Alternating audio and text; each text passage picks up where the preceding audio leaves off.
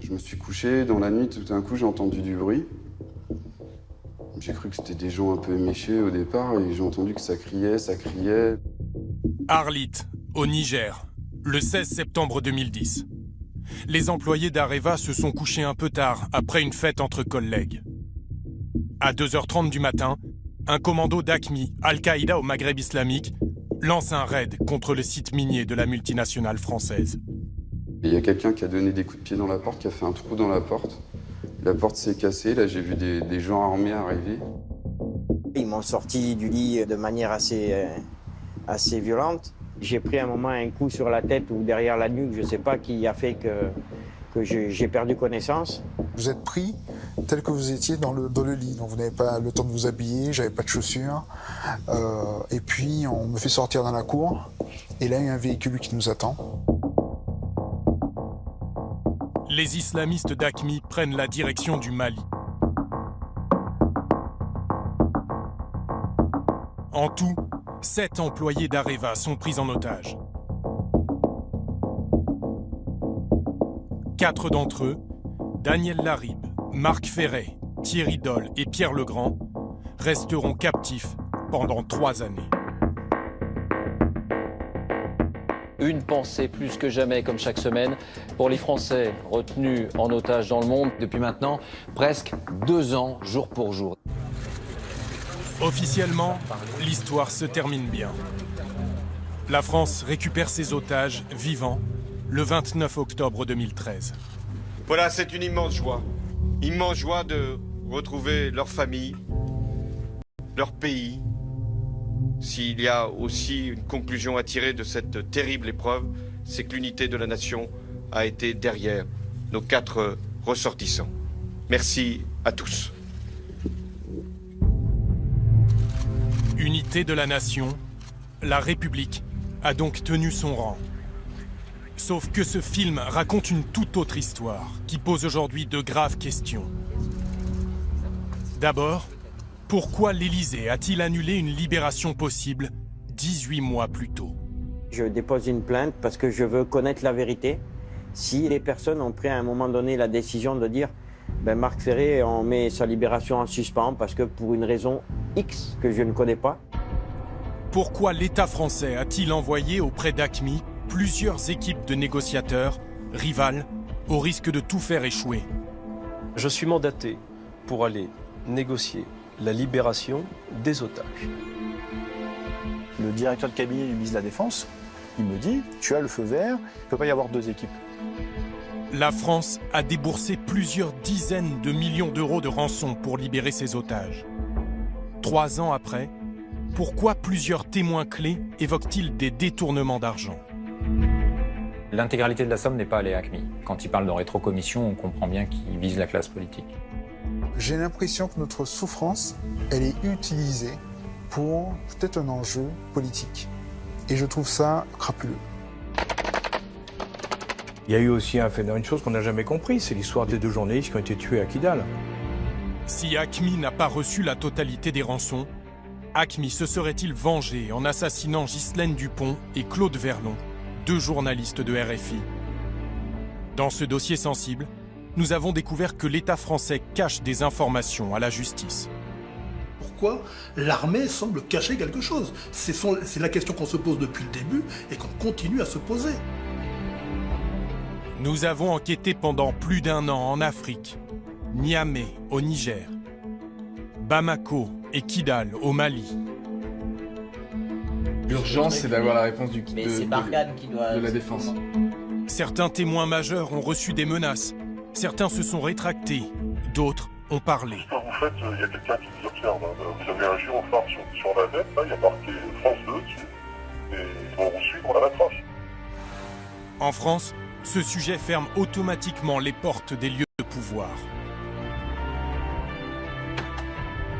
Nous avons rassemblé de nombreux documents confidentiels, exclusifs. L'affaire des otages d'Arlit commence sous la présidence de Nicolas Sarkozy. Nous ne laisserons tomber aucun de nos compatriotes pris par des terroristes. Et se poursuit sous la mandature de François Hollande. La France ne paye pas, mais la France essaye à chaque fois de sauver ses otages. 2 présidents pour une affaire d'État.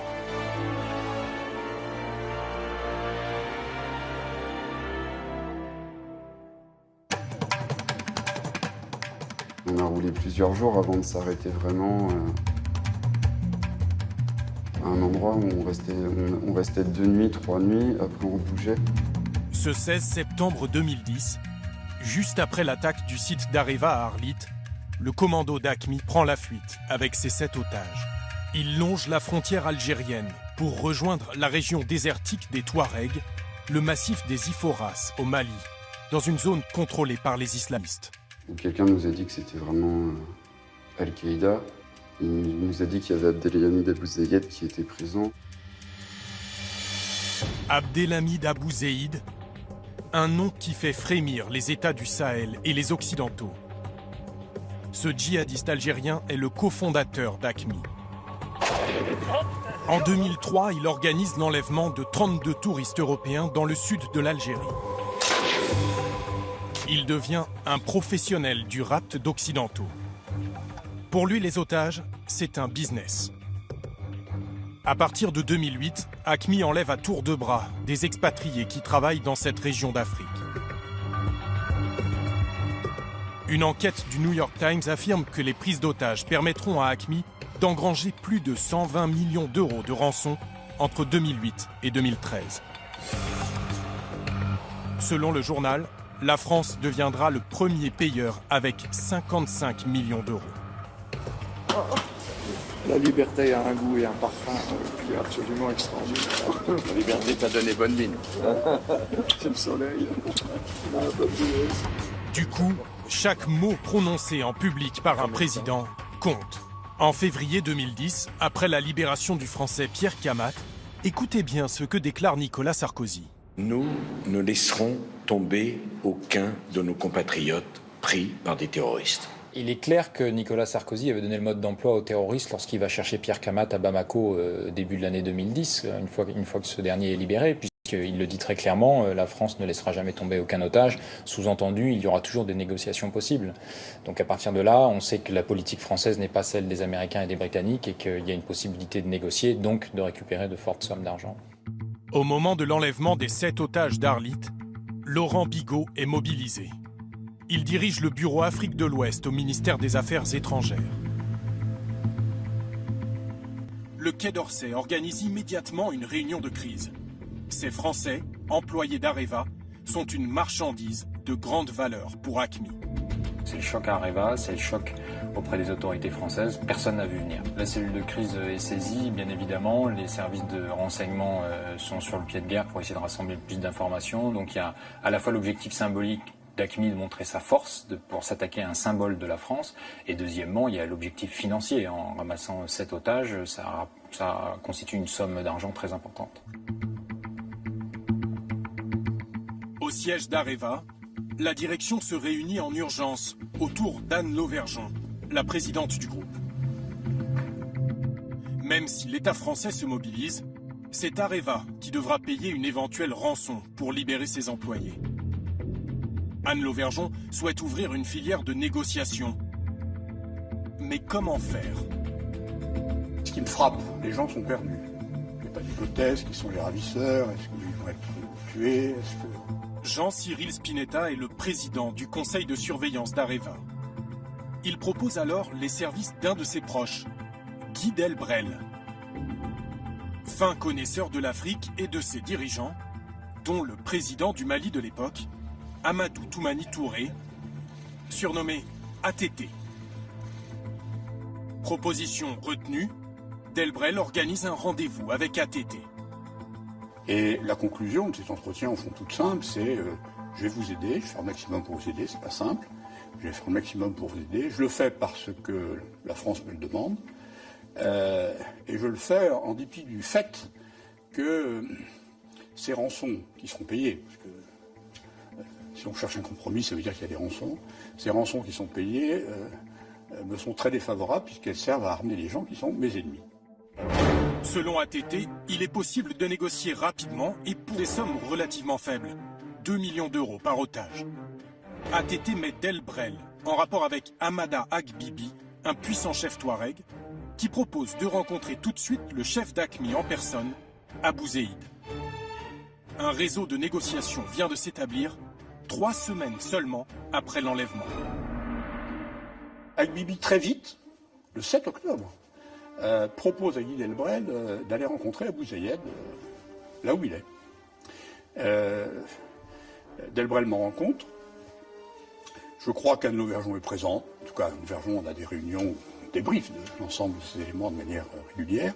J'ai informé à mon retour de Claude Guéant par une lettre personnelle, manuscrite. Claude Guéant, alors secrétaire général de l'Élysée auprès de Nicolas Sarkozy, prend une décision surprenante. Au lieu d'encourager la filière Delbrel ATT, Guéant donne son appui à un autre homme pour conduire les négociations, Jean-Marc Gadoulet. Jean-Marc Gadoulet, c'est pas OSS 117, c'est plutôt James Bond. Ancien espion du service action de la DGSE, il a mené des opérations clandestines en Serbie, au Cambodge ou au Tchad. Décoré de la Croix de guerre sous Chirac, de la Légion d'honneur sous Sarkozy. Parti depuis dans le privé, Jean-Marc Gadoulet gère la sécurité d'un sous-traitant d'Areva au Mali. Je suis mandaté pour aller négocier la libération des otages. Officiellement, Gadoulet est employé par Areva, mais dans les faits, c'est Claude Guéant à l'Élysée qui commande. Double avantage, l'Élysée dirige les opérations, mais s'il faut payer des rançons, officiellement, ça sera Areva, pas l'État. Gadoulet rencontre directement Agbibi, sans passer par ATT. Pour négocier, l'Élysée préfère donc écarter le président malien. Gadoulet demande ensuite à Agbibi d'entrer en contact avec Abou Zeid, le chef d'AQMI. Le nouveau réseau est activé.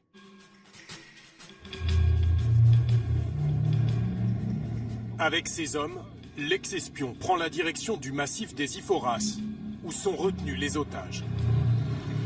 1 jour et demi de route. À proximité du camp d'AQMI, les djihadistes tiennent des checkpoints. Le négociateur est fouillé. Ils ont regardé si j'avais pas d'armes sur moi, j'avais pas des téléphones, des choses comme ça, qui pouvaient signaler ma position.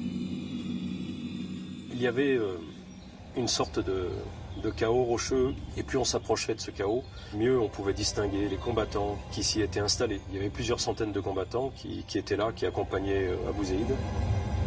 Sur place, Gadoulet ne rencontre pas les otages. Rapidement, on le conduit à Abou Zeid, qui l'attend assis, au milieu de ses hommes. Il me dit, oui, bon, les otages, ils sont d'abord en bonne santé. Il me dit, bon, je vais discuter avec mes gens. Et il me laisse tranquille. Il me laisse tranquille d'ailleurs avec une Kalachnikov à côté de moi. Puis l'entretien reprend. Plus de 3 heures en tout. Abou Zeid veut d'abord éprouver le sérieux de son interlocuteur. J'ai été testé sur mon comportement vis-à-vis d'une Kalachnikov qui n'était peut-être même pas armée.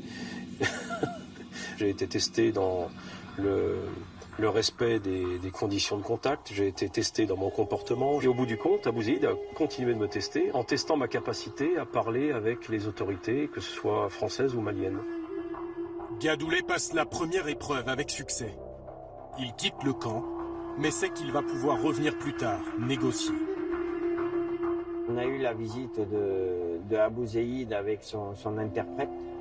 Et il a dit à son interprète que lui, sa volonté, c'était de conclure un échange avec la France pour qu'on puisse rentrer chez nous. Janvier 2011, déjà 4 mois de captivité. Jean-Marc Gadoulet est de retour dans le camp d'AQMI. Cette fois, Abou Zeid commence les négociations. Il veut les libérer par paquet, parce qu'évidemment, il a peur de la France, et sans doute veut-il faire durer la négociation pour avoir des otages et s'en servir soit de monnaie d'échange, soit de bouclier. Les deux hommes se mettent d'accord sur une première libération, celle de la Française Françoise Laride, du Togolais Kodjo Aonado, du Malgache Jean-Claude Rakoto Arilalao. La suite, c'est comme dans les films. Areva envoie l'argent de la rançon par avion. On a fait venir un avion qui nous a jeté l'argent. À vous ou... Oui, dans le désert, sur une position que je leur ai communiquée. Les sacs sont par terre, je prends les sacs, je les mets dans le pick-up, je vais au rendez-vous avec Acme, je leur dis voilà. L'argent est compté? Bien sûr. Ils passent une journée à compter. Et quel est le montant de la rançon? Ça, je ne rentre pas en matière sur ces considérations. Le chiffre n'a pas d'intérêt. D'accord, mais le chiffre, il existe quand même. Oui, mais le chiffre, il existe, mais je vous rappelle qu'il n'a pas d'intérêt. Et de toute façon, je ne peux pas vous en parler. Pourquoi? Parce que je ne peux pas vous en parler. Il y a une raison... Parce que c'est un principe de ne pas vous en parler. L'argent vient des caisses d'Areva. Nous interrogeons le président du conseil de surveillance de l'époque. Madame Lauvergeon m'appelle, elle me donne le montant de la rançon, elle me dit, bon, est-ce que tu penses qu'on peut payer cette rançon? Je lui dis, oui, évidemment, il faut la payer tout de suite, quel qu'en soit le montant. Est-ce qu'elle va s'étonner du prix de la rançon? Je vois que vous êtes intéressé par les histoires de rançon, et je le comprends tout à fait, c'est votre métier, mais je vous le dis tout de suite, je ne dirai rien sur la rançon. Alors quel est le montant de cette rançon? Pour la première fois, un document exclusif cite un chiffre. Nous avons mis la main sur une note confidentielle non signée du ministère des Affaires étrangères français. Elle indique que cette somme est supérieure à 10 millions d'euros. Une chose est sûre, quand ATT, le président du Mali, apprend la nouvelle, il pique une énorme colère. La note du Quai d'Orsay le raconte. Le montant de la rançon, supérieur à 10 millions d'euros, a constitué un point de blocage pour ATT. Dans le business du rapt, ATT sait de quoi il parle.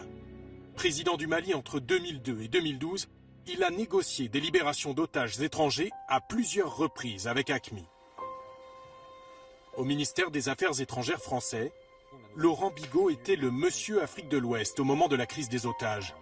À l'époque, il est au cœur des secrets diplomatiques. Ayant quitté le Quai d'Orsay depuis, sa parole est libre. ATT est furieux de la somme de la rançon, donc le montant qui circule et dont ATT a pris connaissance, c'est entre 12 et 13 millions d'euros. ATT est furieux parce qu'il considère que les 3 otages libérés, c'est-à-dire Madame Larib et les 2 salariés togolais et malgaches d'Areva, étaient des otages qui avaient peu de valeur pour Acme, et ATT était absolument persuadé de pouvoir obtenir leur libération très rapidement, sans payer de rançon ou en payant un montant bien inférieur. Et lorsqu'il apprend que la transaction a eu lieu à hauteur de 12 millions d'euros, il est furieux, et ce dernier aurait dit de toute façon un otage ça vaut pas plus de 2 millions d'euros grand maximum. Donc 2 millions x 3 ça fait 6, et Jean-Marc Gadoulet obtient la libération pour le double. Comme M. ATT dit 13 millions d'euros c'est beaucoup trop pour 3 otages, quels sont les arguments en fait? ATT pense que sur les 12 millions, l'intégralité de la somme n'est pas allée à Acme. Il soupçonne soit Jean-Marc Gadoulet de l'avoir détourné à son profit, soit d'avoir reversé à qui, ça j'en sais rien, mais quand il parle de rétrocommission, on comprend bien qu'il vise la classe politique. Rétrocommission. Détournement d'argent au bénéfice de la classe politique. L'accusation est lourde, mais vague. Le président malien vise-t-il Claude Guéant, alors secrétaire général de l'Élysée auprès du président Sarkozy, qui suit les négociations depuis le début? Impossible de le savoir. Nous avons sollicité ATT pour une interview, mais il a décliné. Perdu en plein désert également, nos demandes d'entretien à Claude Guéant, lui aussi, a refusé.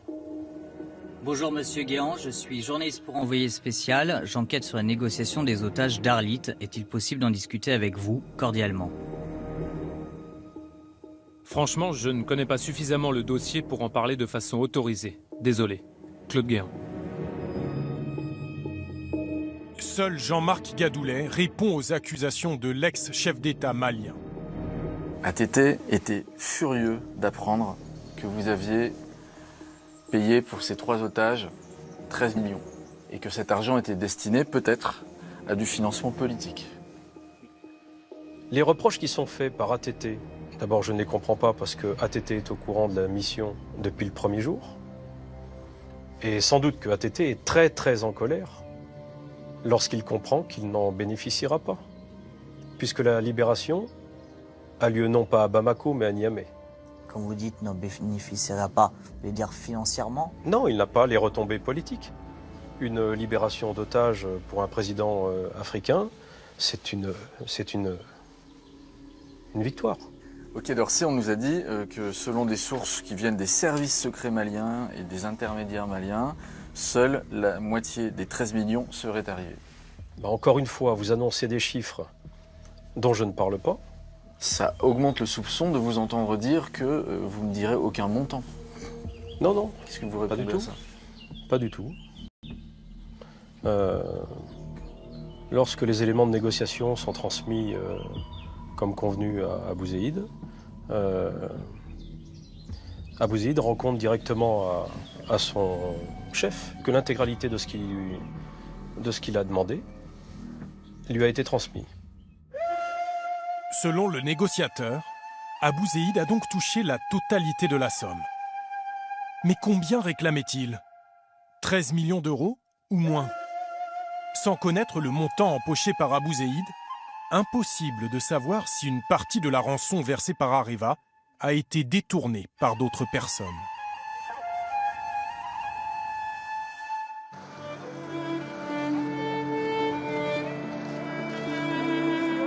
La Française Françoise Laribe est libérée le 24 février 2011 avec les 2 employés africains d'Areva. Il ne reste de l'événement que quelques images tournées à travers les grilles de l'Élysée. L'ex-otage, soutenu par ses 2 filles.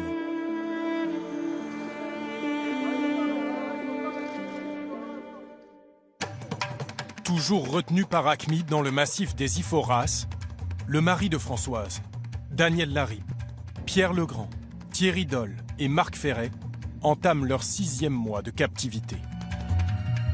Moi personnellement, j'étais dans un état, on va dire, second, parce que j'avais pas d'espoir, rien, et c'était mon seul souci, c'était d'aller jusqu'à midi, et quand j'arrivais à midi, c'était au moins d'aller jusqu'au coucher du soleil, et quand le soleil était couché, c'était au moins d'aller jusqu'au lever du soleil suivant, quoi. Marc Ferret réalise-t-il alors qu'il est au cœur de ce juteux business des otages qui dure depuis 3 ans?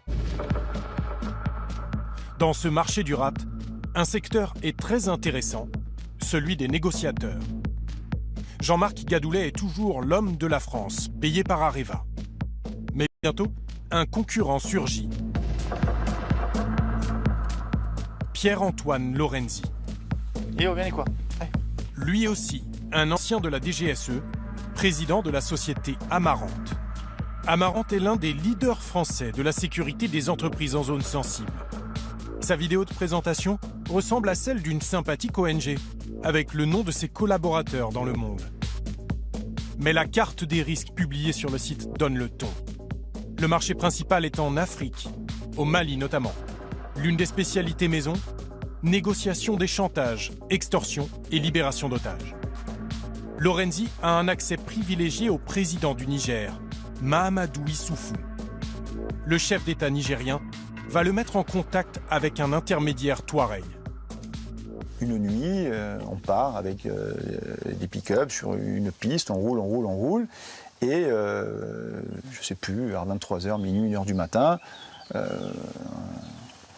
dans un endroit assez désertique, je fais la connaissance de Mohamed à côté. Il n'est pas demandeur, il n'est pas volubile. Qu'est-ce qu'il vous dit alors? C'est un Touareg qui boit le thé et il me dit oui, je connais Abou Zeïd.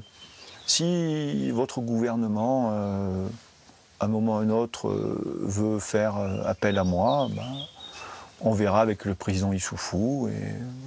Il était très discret. En plus de la filière Gadoulet, une deuxième est en train de se mettre en place. Lorenzi, Issoufou, à côté, Abou Zeïd.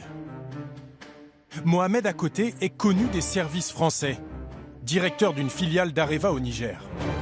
Pour proposer sa filière à l'État, Lorenzi appelle le patron de la DGSE, les services secrets français. Le DGSE me dit c'est l'homme de la situation, il a le contact avec Abou Zeïd, il peut faire, il n'y a aucun doute là-dessus. Mais ça sera le plan B.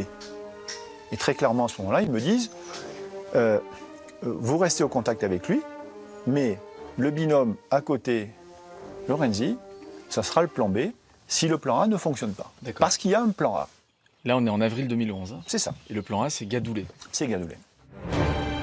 Jean-Marc Gadoulet continue les négociations, mais ne sait pas qu'un concurrent est en embuscade. Car dans les faits, Mohamed à côté a déjà pris contact avec Abou Zeid. Le risque est de faire monter les enchères. D'ailleurs, en avril 2011, le chef d'AQMI rend public cette vidéo des otages au 7e mois de captivité. Pierre Legrand, de nationalité française, nous vous supplions, Monsieur le Président de la République française, Monsieur Nicolas Sarkozy, de répondre favorablement à la demande d'Al-Qaïda concernant le retrait des troupes françaises d'Afghanistan. Nouveau coup de pression politique et financier. Une mystérieuse source nigérienne prétend dans la presse qu'AQMI réclamerait 90 millions d'euros à la France pour libérer les otages. Une énorme enveloppe. Quelqu'un cherche-t-il à faire monter la facture? Juste après, la situation se complique. La Mauritanie déclenche une opération militaire contre AQMI. Parmi tous les documents vidéo saisis par l'armée et la police mauritanienne, nombreux sont ceux où les combattants d'AQMI posent devant leur arsenal et défient ceux qu'ils considèrent comme leurs ennemis.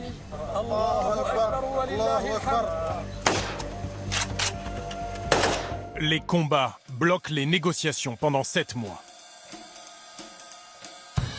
En octobre 2011, Abou Zeid rappelle enfin Gadoulet. Le négociateur repart en direction du camp d'AQMI dans le Nord Mali. Mais sur la route, il se fait tirer dessus par de mystérieux agresseurs. Blessé à l'épaule, il est rapatrié en France. Gadoulet fait savoir en haut lieu qu'il maintient le contact avec AQMI pendant sa convalescence. En février 2012, 1 an et 5 mois de captivité déjà. Daniel Larib et Thierry Doll n'en peuvent plus. Discrètement, ils mettent de la nourriture de côté, 14 litres d'eau, et réussissent à s'évader. Et en fait, ils ont dû dispatcher 50 personnes pour nous retrouver. Mais à ce moment-là, on s'était créé cette petite zone de liberté, on a soufflé. Et puis, quand on nous a repris, c'est à ce moment-là que j'ai ressenti la haine et l'atrocité de ces individus. C'est faire un bûcher, c'est nous frapper devant, c'est c'est des tirs de Kalachnikov, vous êtes tirés de partout avec du questionnement, en fait, c'est de la torture, en fait. Marc Ferret, lui, avait opté pour une autre stratégie de survie, se convertir à l'islam.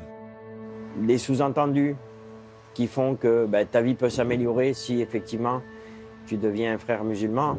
Oui, ça oui. Et vous l'avez fait Oui, je voulais connaître les règles du jeu, on va dire, et que il fallait me dire quelle était la conduite à tenir et que je m'y tiendrais. Voilà. Début 2012, Jean-Marc Gadoulet est remis sur pied. Moi, je suis toujours en contact avec Abou Zeid et lui, il est prêt à négocier. La région est devenue trop instable pour le Français. Il demande à son contact, Hamada Agbibi, de retourner voir Abou Zeid dans son camp. Le chef terroriste annonce qu'il est prêt à libérer un otage, Marc Ferret. Abou Zeid indique le prix dans cette lettre en arabe qu'il signe de son empreinte, 6,5 millions d'euros. Le chef d'AQMI fait comprendre à Gadoulet que la libération de Marc Ferret permettra de négocier celle des 3 autres otages. J'arrive à convaincre tout le monde qu'il faut y aller. Il faut libérer, il faut se présenter devant Abou Zeid pour libérer Marc Ferret. Et c'est à ce moment-là qu'on arrivera à négocier en même temps, peut-être, la libération des autres. Mais ça n'est pas évident. C'est dans le cadre d'une négociation. À Paris, Areva prépare déjà l'argent. 6,5 millions d'euros.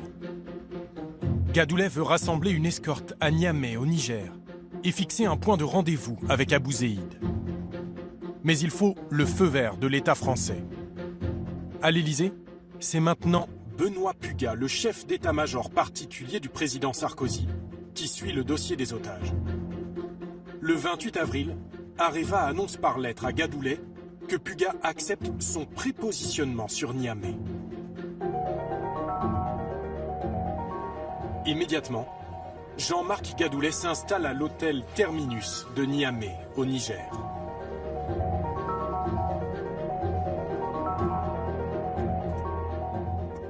Abou Zeïd est prêt, il m'attend, les escortes sont prêtes, et j'attends le feu vert pour partir. À l'Élysée, le général Puga redouble d'attention.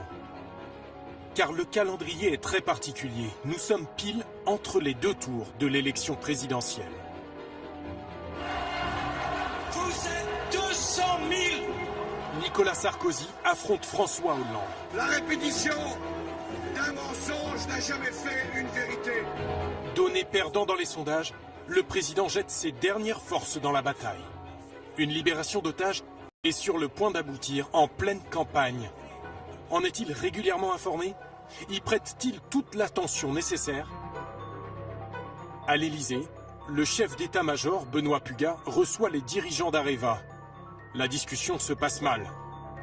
Ce document confidentiel d'Areva indique que le général prévient que cette opération n'est pas souhaitée et pas souhaitable. En particulier, à cause d'un contexte politique inopportun. Puis-je terminer? Et c'est ce que les Français savent C'est un parfaitement, mensonge, y compris pour la magistrature. et c'est une calomnie. Vous savez. Benoît Puga craint qu'une libération d'otages influence l'élection. On pourrait par exemple reprocher à Nicolas Sarkozy de l'instrumentaliser à des fins politiques. Depuis Niamey, Gadoulet répond du tac au tac dans une lettre adressée à Areva. Il explique qu'il peut être au contact d'Abou Zeïd au plus tôt le 6 mai au soir, c'est-à-dire juste après la fermeture des bureaux de vote du second tour de la présidentielle. Ainsi, l'opération n'aura aucune influence sur le scrutin. Les arguments du général Puga tombent à l'eau.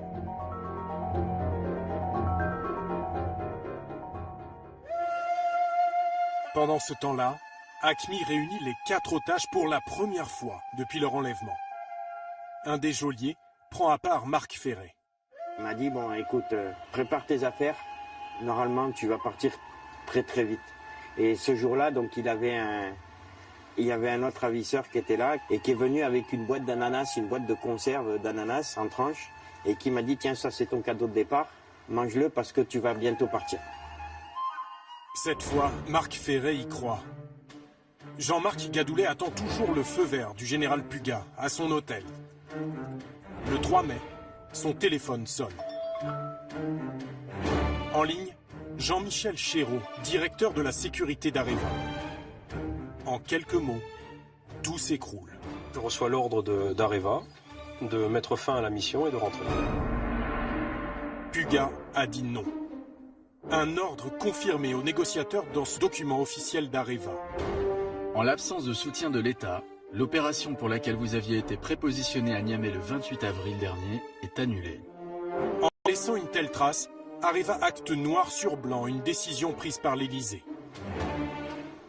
En tant que chef d'état-major particulier du président, Benoît Puga était tenu d'informer Nicolas Sarkozy et d'obéir à la décision du chef de l'État. Ni le général Puga, ni Nicolas Sarkozy n'ont voulu répondre à nos questions. Mais la plus proche conseillère de l'ancien président, Véronique Ouaché, nous fait au téléphone une déclaration incroyable. Selon elle, son patron ignorait tout de l'imminence d'une libération d'otages. Elle ne sait pas qu'elle est enregistrée. Sarkozy n'était pas informé de ces opérations. J'en ai parlé avec lui hier. Il m'a dit, écoute, je m'en serais souvenu. L'entre-deux tours, une libération d'otages. J'ai l'impression que personne n'était au courant de ce truc-là. C'est ça qui est fou. Tellement fou que cela paraît peu crédible. Un président tenu à l'écart d'une information aussi importante qu'une libération d'otages. Alors, le général Puga a-t-il oui ou non décidé seul l'annulation de l'opération? C'est la justice française qui s'interroge aujourd'hui. Une instruction a été ouverte contre X pour complicité de séquestration et non-assistance à personne en danger. L'annulation de la mission aura des conséquences graves. Marc Ferré et ses 3 compagnons vont rester prisonniers pendant encore 18 mois.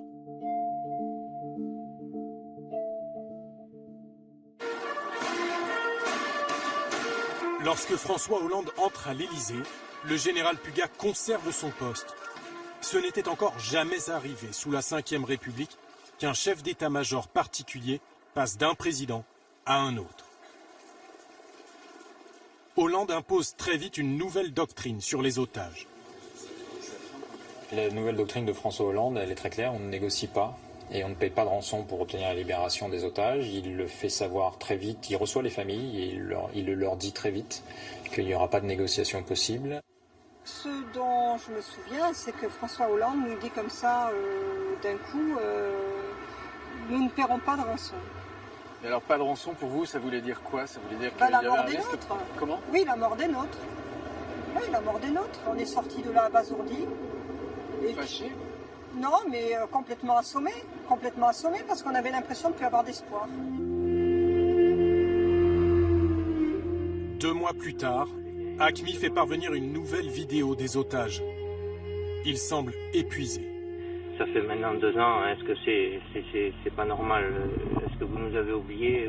D'abord à ma famille, à Marion, vous me manquez beaucoup.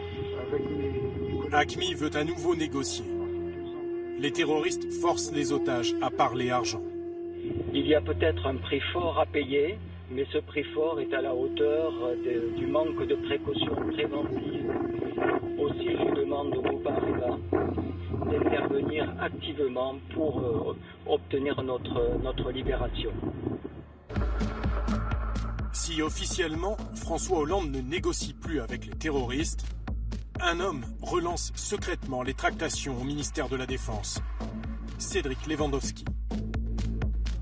Directeur de cabinet du ministre Jean-Yves Le Drian, l'homme a de solides réseaux, notamment en Afrique. Vente de Rafale, intervention militaire, il gère les dossiers sensibles et confidentiels. Le choix de Lewandowski, c'est le plan B, toujours en attente. Celui de Pierre-Antoine Lorenzi.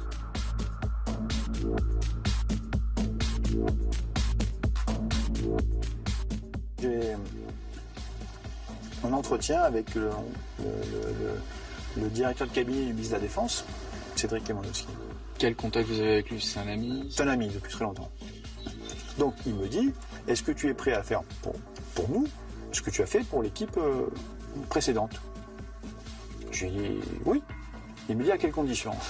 Je lui dis à condition qu'on me le demande officiellement et à condition qu'on me donne les moyens de travailler correctement. Il revient vers moi, je pense, vers le mois d'octobre. Il me dit, écoute, j'en ai parlé avec le ministre, tu as le feu vert. Pierre-Antoine Lorenzi réactive sa filière via Mohamed à côté. Sauf que le plan A, Gadoulet, est toujours actif. Areva m'écrit une nouvelle fois qu'il me mandate exclusivement. Je suis le seul mandaté. C'est écrit, noir sur blanc. Il n'y a qu'un seul négociateur. Le négociateur est connu, il est unique et il est suivi par l'État, forcément. Une concurrence absurde s'installe. La filière Lorenzi est soutenue par le ministère de la Défense. La filière Gadoulet est soutenue par Areva avec la bienveillance de la DGSE, les services secrets français. La DGSE qui au passage dépend du ministère de la Défense. Allez comprendre. Divergence à Paris et pagaille dans le désert. Abouzeïd est contacté par la filière Lorenzi, mais il ne veut discuter qu'avec Gadoulet. D'ailleurs, le chef terroriste adresse cette lettre en arabe aux négociateurs français. Il donne son accord pour libérer 2 otages contre 30 millions d'euros. À Monsieur Jean-Marc, nous vous informons que votre message est bien arrivé par le canal qui est entre nous depuis longtemps et qui est le premier canal, pas un autre, que nous ne connaissons pas. Stop. Nous acceptons les 30 millions d'euros pour 2 personnes qui sont Marc Ferret et Pierre Legrand. Cette fois encore, à Paris, c'est non. 30 millions d'euros, d'accord, mais pour les 4 otages. Tant qu'ils me disent pas tu peux y aller, je n'y vais pas. Nouvelle occasion ratée. Gadoulet poursuit les tractations. Abouzeïd veut aller vite. Il craint que la France prépare une intervention militaire au Mali contre AQMI. Il me demande constamment de venir pour en finir. Vous imaginez que des otages, c'est pas facile à transporter.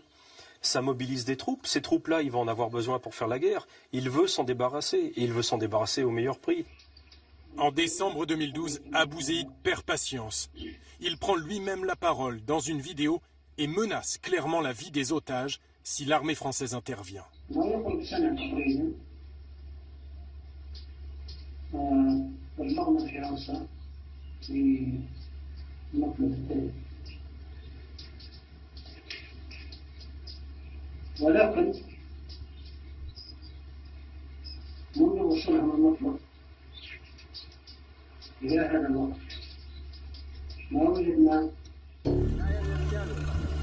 Achmi et ses alliés sont en train d'envahir le nord du Mali. La ville de Tombouctou est déjà tombée entre les mains des djihadistes. Début 2013, Bamako fait appel à la France pour l'aider à reconquérir son territoire perdu.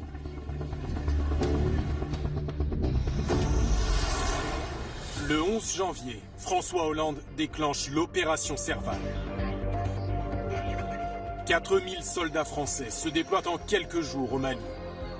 Une démonstration de force. Objectif, déloger les djihadistes du nord du pays. À l'Élysée, les otages ne sont plus du tout une priorité. François Hollande assume. J'en déduis des discussions qu'on a pu avoir avec les uns et les autres, c'est que le risque était assumé et que l'opération militaire ne serait pas entravée par le risque de tuer les otages.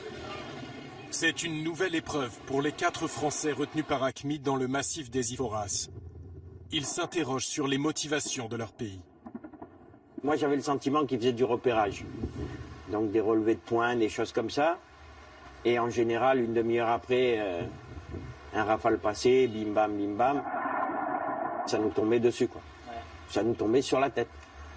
Il y a un hélicoptère avec le drapeau français qui tourne autour de notre position et qui mitraille en fait toute la zone.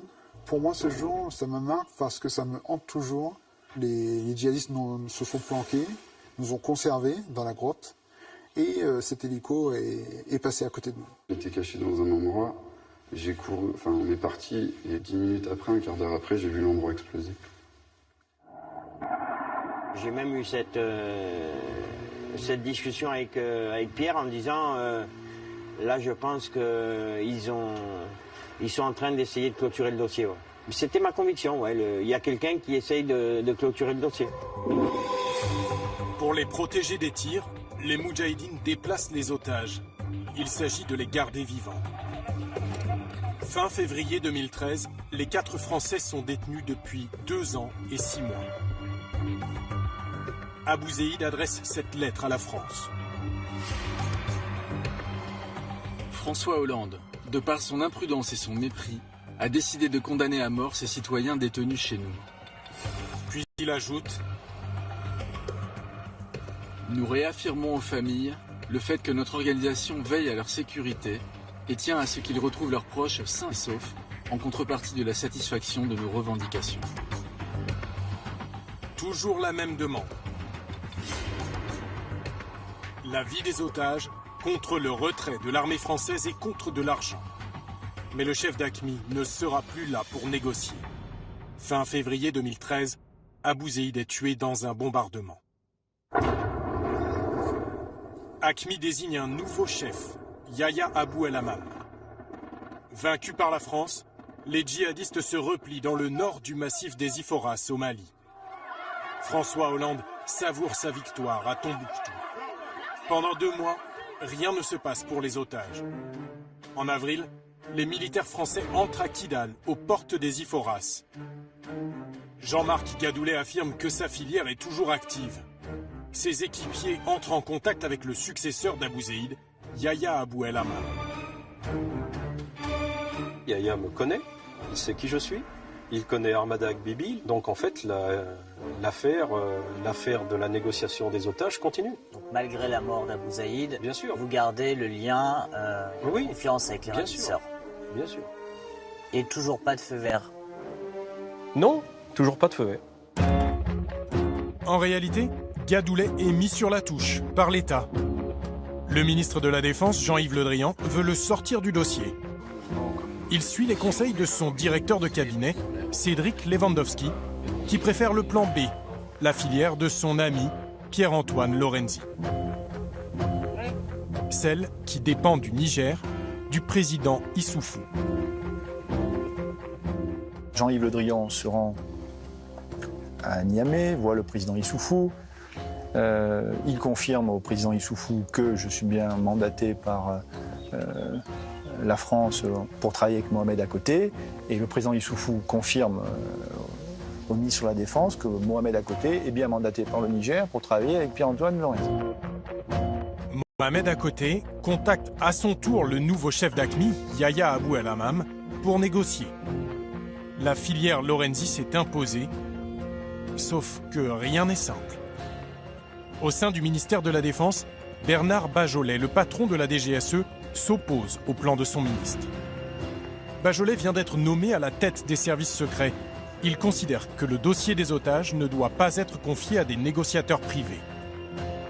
Une lutte de pouvoir entre lui et le ministre Le Drian s'engage, sous les yeux du président Hollande, qui ne tranche pas. Ça pose un problème au ministère de la Défense, parce qu'il semblerait que M. Bajolet n'entende pas nécessairement appliquer les instructions qu'il reçoit du ministère de la Défense. Et ça pose problème au Niger, parce que un dispositif a été mis en place qui a été avalisé par les deux gouvernements. Bernard Bajolet s'impose. Pour écarter Pierre-Antoine Lorenzi, il va jusqu'à rencontrer le président Issoufou au Niger. Pour la première fois, une filière sans négociateur privé prend les rênes.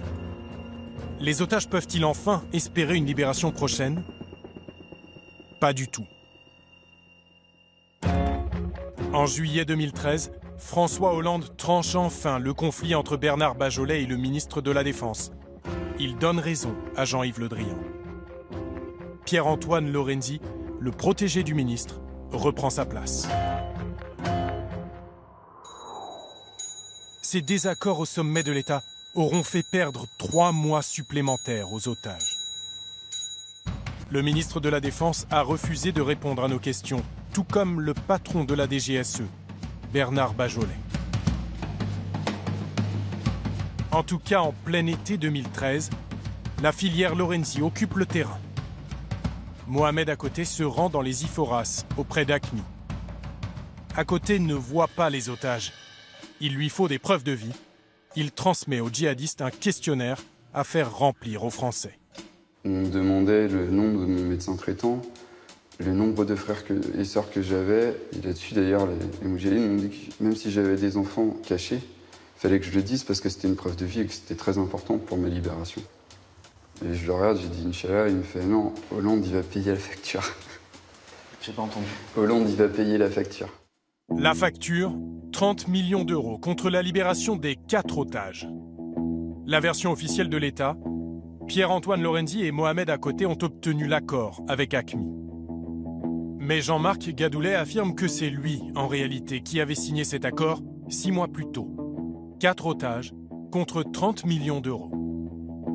Lorenzi et à côté en auraient ensuite profité. C'est ce que j'ai appelé le conducteur de bus. Donc le bus a été conduit par à côté. Le bus que nous avions construit, il a été conduit par à côté pour aller chercher les otages. La négociation a été faite par mon équipe. Elle a été donnée, les éléments de cette négociation ont été donnés au DGSE qui les a utilisés ensuite avec un autre intermédiaire, c'est tout. Donc notre mandat de négocier a été fait, réalisé, mené à son terme. Sous la présidence Sarkozy, c'est Areva qui payait la rançon. Mais sous celle de François Hollande, le choix est différent. La facture de 30 millions d'euros sera réglée par l'État français, précisément la DGSE. Elle doit puiser dans ce que l'on appelle les fonds secrets de la République. Mais une fois encore, le patron de la DGSE, Bernard Bajolet, aurait refusé. Ce que j'ai compris, c'est que M. Bajolet disait « mais la France ne paie pas de rançon ». Bon, très bien. Fidèle à la ligne de François Hollande. Absolument. Enfin, c'est quand même un peu curieux d'envoyer des gens négocier contre une contrepartie financière pour dire le jour où on est parvenu à un accord que la France ne verse pas de contrepartie financière. C'est à l'évidence un dysfonctionnement de l'appareil d'État. C'est le moins qu'on puisse dire, ça paraît absurde. c'est un dysfonctionnement de l'appareil d'État. Moi qui ai travaillé à la DGSE, qui était chef de cabinet d'un directeur général, j'ai toujours vu mon patron appliquer les instructions de son ministre. À l'évidence, M. Bajolet a considéré qu'il devait fonctionner différemment, et je le dis d'autant plus volontiers que c'est une autorité publique. François Hollande serait intervenu en personne pour forcer la main à Bernard Bajolet. La DGSE s'exécute. Un air de liberté souffle enfin sur le massif des Iphoras. Quand on est arrivé avec Pierre, il y avait Daniel qui était là, il y avait Thierry qui était là, et il y avait une personne que moi je ne connaissais pas du tout. C'était Mohamed à côté, qui était donc vêtu en Touareg. Et là, donc, Mohamed à côté est venu vers nous quand on est arrivé, et il était 11h30. Et il m'a dit, bon, si tout se passe bien, normalement, aux alentours de 14-15h, l'hélicoptère sera là. Le 29 octobre 2013, les otages sont libres après 1139 jours de captivité. Les 4 Français transitent par Niamey au Niger. Le show politico-médiatique peut commencer. On a changé de bureau plein de fois. Et de là, ils sont arrivés. On nous a prévenu qu'il y aurait Fabius, le ministre des Affaires étrangères, qui serait là. Et on aurait la visite du président de la République du Niger. Le Niger se félicite de la libération des otages. On avait l'impression d'être des potiches, dira plus tard Daniel Laribe, regard absent. Et regard fuyant du jeune Pierre Legrand, le visage dissimulé derrière un chèche, tout comme Marc Ferret qui se cache à droite pour échapper aux caméras. À ce moment-là, je n'étais même pas dans cette euphorie du rêve de la libération. Non, j'étais tétanisé parce que ça me remettait dans une situation que je ne maîtrisais plus. Seul Thierry Doll offre un large sourire au ministre de la Défense, Jean-Yves Le Drian. C'est 3 ans de détention, nous sommes déphasés, déstructurés. Donc on ne peut pas revenir en disant, comme dans les médias on a vu, ils sont en très bonne santé. Non, il aurait fallu qu'on revienne avec une canne, être en chaise roulante, mais là on revient avec nos blessures profondes. C'est de la manipulation psychologique, c'est de la torture, c'est des simulacres d'exécution qu'il faut entendre. La délivrance est à l'atterrissage à Villacoublay en France, où les 4 hommes retrouvent leur famille.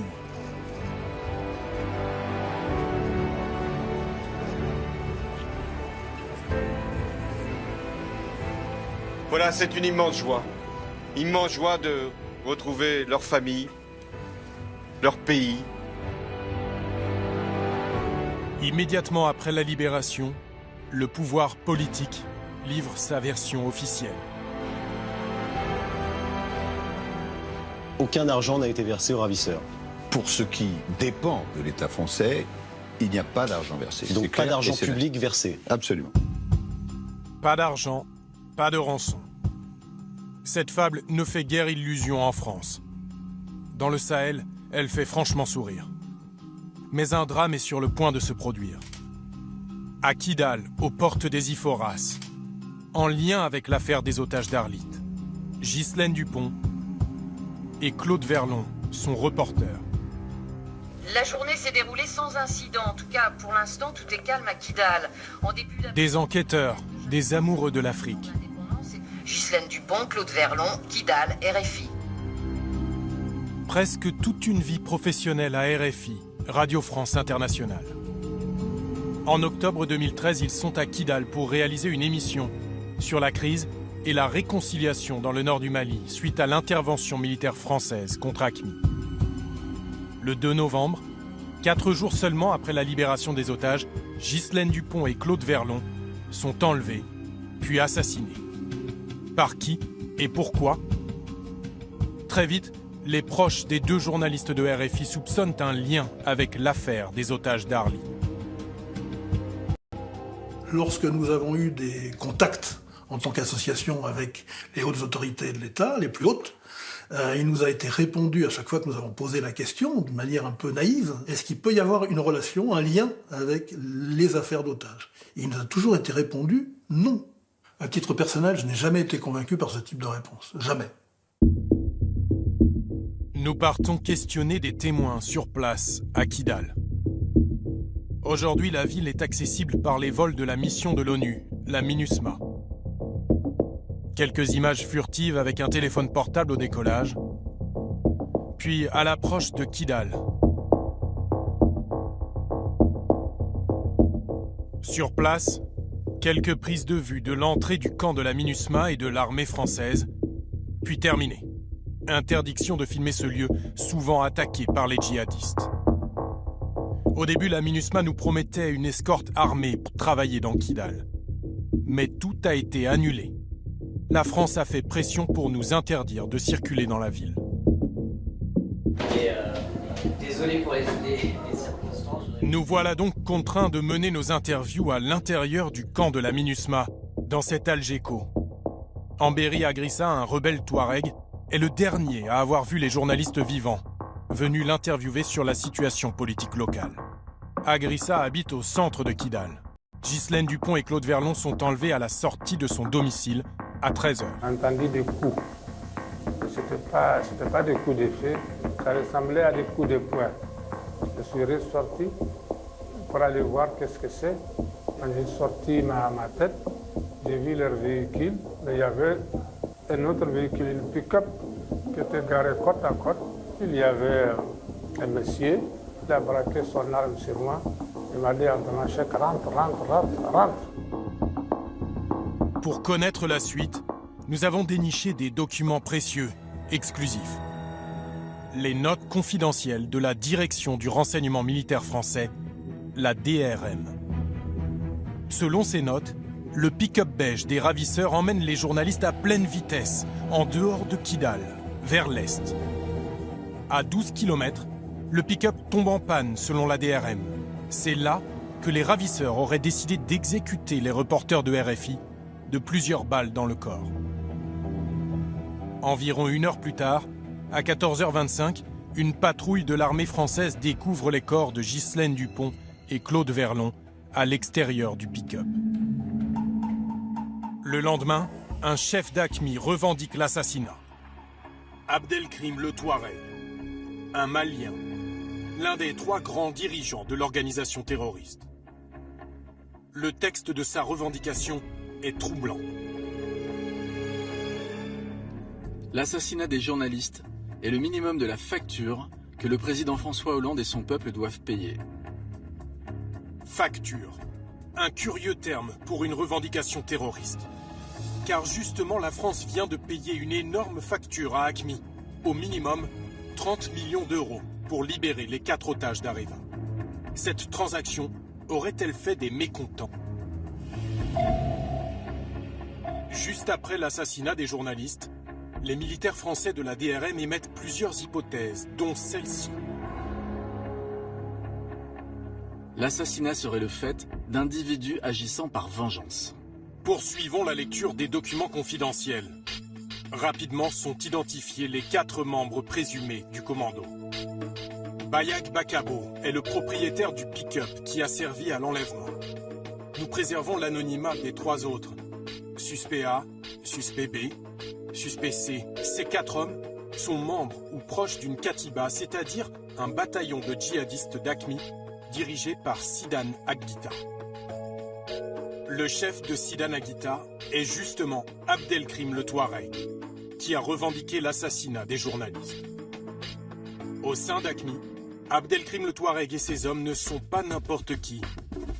Ils étaient en charge de garder les 4 otages français. Selon nos informations, dans le cadre des négociations pour les libérer, Sidan Aguita aurait demandé à ce que ses neveux, emprisonnés à Bamako pour d'autres enlèvements, soient libérés. Il attendait que la France obtienne cette libération du gouvernement malien. Mais les neveux sont restés en prison. À Kidal, un chef militaire touareg en charge de lutter contre les terroristes s'exprime pour la première fois sur l'affaire. Là où je vous parle, je sais bien que mon interview va déranger beaucoup de monde, parce qu'il y a beaucoup de monde qui ne veulent pas comprendre. Moi, j'explique cet enlèvement et cet assassinat parce que les gens de la famille des Sidan, qui étaient aussi un émir d'Aqmi. Il avait des de ses neveux qui étaient en prison à Bamako. Je pense que la raison de l'enlèvement était du fait qu'ils n'ont pas été libérés pendant la libération des otages d'Arlit. Donc ça n'a pas été possible. Quand vous dites que Sidane Agita n'avait pas obtenu la libération de ses neveux, ça veut dire que dans le cadre des accords passés entre la France et Aqmi pour la libération des otages d'Areva, devait avoir lieu la libération de ses deux neveux de djihadistes notamment. Exactement. Et ces libérations n'ont pas eu lieu. Oui.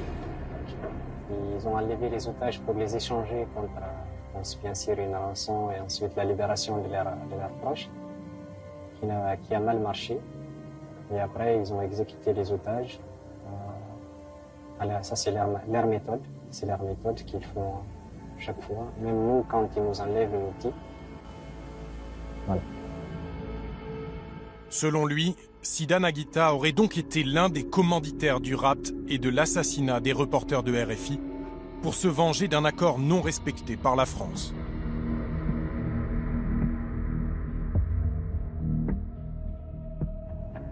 Parmi les autres ravisseurs, un autre proche d'Abdelkrim le Touareg. Bayak Bakabo, le propriétaire du pick-up abandonné après le double assassinat.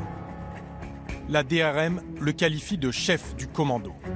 Ses motivations à lui seraient cette fois d'ordre financier.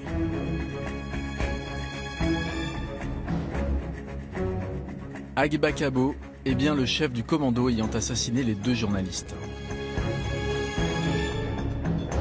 Il reproche de n'avoir jamais reçu l'argent en remerciement de l'aide apportée aux équipes chargées de la garde des otages.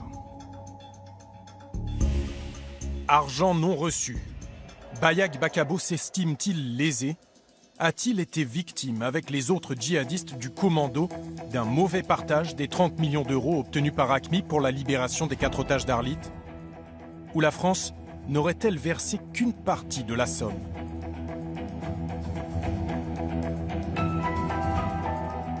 Ces soupçons remontent rapidement aux oreilles d'un ancien directeur de la DGSE, Alain Juillet. Voilà. Resté proche des Touaregs de la région. Il y a certaines rumeurs qui ont couru au Nord Mali qui disaient que la somme qui avait été donnée la deuxième fois était incomplète. Il manquait de l'argent dedans. Combien? Je ne peux pas vous dire, je ne sais pas, mais il paraît qu'il manquait de l'argent et que ça a mis en fureur un des lieutenants d'Abou Zaïd. Abdelkrim El Tergui. C'est ça. Vous savez, dans le désert, tout se sait. À des centaines de kilomètres de distance, ils savent ce qui se passe. Mais alors une partie donc détournée, mais par qui? Ah mais c'est la question, c'est est-ce qu'elle a été détournée avant? Est-ce qu'elle a été détournée sur place et ça a mis El-Krim en furie? Possibilité d'un détournement d'une partie de la rançon. Un ancien patron de la DGSE lâche-t-il une telle bombe par hasard? La rançon, elle était répartie ensuite entre les différents responsables, les groupes de combattants d'Aqmi. Donc à partir du moment où ils n'ont pas ce qu'ils attendent, ils ne sont pas contents. Hein. Un diplomate français en poste dans le Sahel en 2013 confirme l'hypothèse d'une vengeance. Il accepte de nous rencontrer à Paris. Nous protégeons son identité. Il ne sait pas qu'il est enregistré et filmé.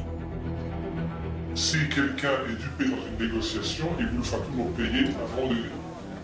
Il y a le retour de bâton, vous voyez. Je pense que les assassinats... Il avait toujours interrogé sur le fait que, même sur l'origine des décès du collègue de ma fille, justement, c'est sûrement une punition. Parce que j'ai pas raison de s'en prendre particulièrement eux, mais c'est avec quand même la petite expérience que j'ai des mentalités locales, on a voulu nous envoyer un signal, punir. Nous avons évidemment sollicité les dirigeants de l'État, mais... Ministre de la Défense, armée, services secrets, vous connaissez le refrain. Personne ne nous parle. En 2016, François Hollande a autorisé la déclassification partielle des notes de la DRM à la demande des familles des victimes. Pourtant, pour le porte-parole de l'association des amis de Ghislaine Dupont et Claude Verlon, ce n'est pas suffisant. Ce que disent les parties civiles, ce que disent donc les avocats que nous soutenons d'une certaine manière, c'est un peu ça l'activité de notre association, c'est que ces documents sont des documents caviardés, qu'il n'y a que d'abord une partie des documents qui a été déclassifiée et pas la totalité, et que même ceux qui ont été déclassifiés sont pour beaucoup illisibles. Donc l'utilisation de ces documents par le juge s'avère extrêmement difficile et partielle. Pourquoi l'armée semble cacher quelque chose? C'est la question qu'on se pose depuis le début et qu'on continue à se poser. Dans les notes de la DRM, nous avons compté de nombreuses pages censurées, toutes blanches. Sur ce point, nous avons demandé en vain une interview au président François Hollande. Lorsque nous lui posons la question, Monsieur le Président, y a-t-il une relation, selon vous, d'après vos informations, entre cette négociation pour la libération des otages et l'assassinat de Ghislaine et Claude? La réponse est non. Donc nous dénonçons ce silence d'État qui consiste à rappeler que les plus hautes autorités de l'État, aussi bien le Président de la République que le ministre de la Défense, connaissent certaines choses et qu'ils ne les, a priori, communiquent pas. Le seul qui s'exprime face caméra est le négociateur lui-même, Pierre-Antoine Lorenzi. Nous l'interrogeons d'abord sur d'éventuels détournements de la rançon de 30 millions d'euros qui auraient pu léser certains djihadistes. L'argent est compté par à côté. Oui. L'argent est compté par ACMI. D'accord. Enfin, l'argent est compté par ACMI sous les yeux d'à côté. Sous les yeux d'à côté. D'accord. Il y a des rumeurs d'évaporation, comme il y en a dans toutes les remises d'argent. J'ai pas vu ça. Vous n'avez vu ça nulle part? Non. D'accord. Qu'est-ce qui permet aujourd'hui d'affirmer que c'est impossible qu'il y ait eu une évaporation ou de l'argent pris par quelqu'un en cours de route? Parce que l'État sait très bien ce qui a été négocié, puisque j'en ai moi-même, je m'en suis porté garant au nom de Mohamed à côté. Donc c'est moi qui apporte la garantie de l'État français. Et l'État sait très bien ce qu'il a demandé à monsieur le directeur général des DGSE de décaisser. Et donc il peut comparer que les comptes sont parfaitement exacts. Sur ce point, Lorenzi n'en dira pas plus. Pour lui, tout a été fait dans les règles, chacun a eu sa part, pas de détournement. Lors d'un second entretien à Milan, en Italie, le négociateur évoque une autre somme d'argent, 3 millions d'euros. Cette somme était une rallonge destinée à payer tous les intermédiaires qui ont joué un rôle dans la libération des otages, parmi eux des djihadistes. Pierre-Antoine Lorenzi envoie cette facture de 3 millions d'euros au ministère de la Défense qui transmet à Bernard Bajolet, le patron de la DGSE. J'ai compris que Bernard Bajolet, qui a quelque part la clé du coffre-fort, refusait de décaisser cette somme. Bernard Bajolet avait assuré au président de la République qu'il avait fait ce qu'il lui a été demandé de faire. Mais est-ce qu'il a payé? Certainement pas. Ça veut dire que les sommes d'engagement que j'ai pris moi au nom de la France qui n'ont pas été tenues. Des sommes non versées aux hommes employés par Mohamed à côté, chauffeurs, interprètes, gardes du corps, mais aussi à certains proches de la Katiba d'Abdelkrim le Touareg, le groupe de djihadistes qui gardait les otages d'Arlit. Quand vous avez une Katiba, vous avez plusieurs cercles. Aller au contact, ça prend du temps. Donc il faut un certain nombre de moyens, de gens, dans des cercles concentriques pour finalement aller jusqu'au point de contact. La France, à un moment, a dû payer des gens qui travaillaient aussi pour le camp d'en face, pour ACMI. Oui, indirectement, il y a des gens qui peuvent jouer un petit rôle et qui peuvent être, remerciés. Mais ce n'est pas des choses très importantes. Est-ce que vous avez déjà entendu parler de Baya Agbakabo et Sidan Aghita? Non. Non plus. Parce que ça, ce sont des gens de la Katiba d'Abou Zaïd et d'Abdelkrim qui se plaignaient de ne pas avoir été payés, de ne pas avoir été rémunérés pour leur service.